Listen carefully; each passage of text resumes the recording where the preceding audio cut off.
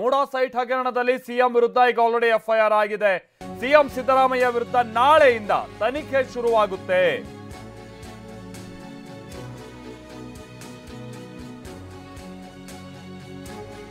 ತೊಂಬತ್ತು ದಿನದಲ್ಲಿ ತನಿಖೆ ಮುಗಿಸುವಂತೆ ಕೋರ್ಟ್ ಕೂಡ ಸೂಚನೆಯನ್ನ ಕೊಟ್ಟಿದೆ. ಒಂದು ಟೈಮ್ ಬೌಂಡ್ ಹಾಕೊಟ್ಟಿದೆ 90 ದಿನ ಅಂತ, ಅಂದ್ರೆ 3 ತಿಂಗಳು. ನಾಳೆಯಿಂದ ಪ್ರಕರಣಕ್ಕೆ ಸಂಬಂಧಪಟ್ಟಂಗೆ ದಾಖಲೆ ಸಂಗ್ರಹ ಪ್ರಕ್ರಿಯೆ ನಡೆಯುತ್ತೆ. ಲೋಕಾಯುಕ್ತ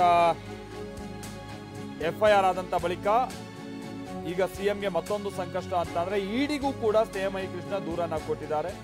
ಇಮೇಲ್ ಹಾಗೆ ಪತ್ರದ ಮುಖೇನವಾಗಿ ಸ್ನೇಹಮಯಿ ಕೃಷ್ಣ ದೂರನ್ನ ದಾಖಲು ಮಾಡಿದ್ದಾರೆ. ಇಡಿಗೂ ಇದಕ್ಕೆ ಏನ್ ಸಂಬಂಧ? ಮನಿ ಲಾಂಡ್ರಿಂಗ್ ಆಕ್ಟ್ ಮುಖೇನವಾಗಿ ತನಿಖೆ ನಡೆಸಬೇಕು ಅಂತ ಆಗ್ರಹ ಮಾಡಿದ್ದಾರೆ. 6 ಪುಟಗಳ ಪತ್ರವನ್ನ ಬರೆದಿದ್ದಾರೆ. ಇಡಿ ದೂರು ಸ್ವೀಕರಿಸಿದ್ರೆ ಸಿದ್ದರಾಮಯ್ಯನವರಿಗೆ ಮತ್ತೊಂದು ಸಂಕಷ್ಟ. ಬಟ್ ಇಲ್ಲಿ ಇಡಿ ಮಧ್ಯಪ್ರವೇಶ ಮಾಡೋಕ್ಕಾಗುತ್ತಾ ಅಥವಾ ಇಡಿ ಇದಕ್ಕೆ ಸಂಬಂಧಪಟ್ಟಂಗೆ ತನಿಖೆಗೆ ಇಳಿಯೋಕ್ಕಾಗುತ್ತಾ ಅನ್ನುವಂಥದ್ದು ಪ್ರಶ್ನೆ. ಇಲ್ಲೇನು ಅಕ್ರಮ ಮನಿ ಲಾಂಡ್ರಿಂಗ್ ಆಗಿದೆ, ಏನು ಎತ್ತ ಅನ್ನುವಂಥದ್ದನ್ನ ಇವ್ರು ಹೇಗೆ ವಿವರಣೆಯನ್ನ ಕೊಟ್ಟು ಕನ್ವಿನ್ಸ್ ಆಗುತ್ತೆ ಇಡಿ ಅನ್ನುವಂಥದ್ದನ್ನ ನೋಡಬೇಕಿದೆ. ಬಟ್ ಇಡಿನೂ ಕೂಡ ಇದಕ್ಕೆ ಸಂಬಂಧಪಟ್ಟಂಗೆ ತನಿಖೆ ನಡೆಸಬೇಕು ಅಂತೇಳಿ ಸ್ನೇಹಮಯಿ ಕೃಷ್ಣ ಪತ್ರವನ್ನ ಬರೆದಿದ್ದಾರೆ.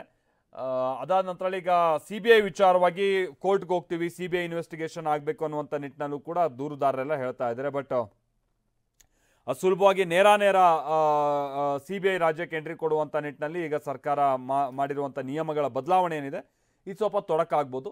ಬಟ್ ಅದರ ನಡುವೆನೇ ಇದೀಗ ಇಡಿ ವಿಚಾರವಾಗಿಯೂ ಕೂಡ ತನಿಖೆ ನಡೆಸಬೇಕು ಅಂತ ಹೇಳಿ ದೂರುದಾರರು ಒತ್ತಾಯಿಸ್ತಾ ಇರುವಂಥದ್ದು ಸಿದ್ದರಾಮಯ್ಯನವರಿಗೆ ಸಂಕಷ್ಟ ತಂದ್ರೂ ಆಶ್ಚರ್ಯ ಇಲ್ಲ ಅಂತ ವಿಶ್ಲೇಷಿಸಲಾಗ್ತಾ ಇದೆ.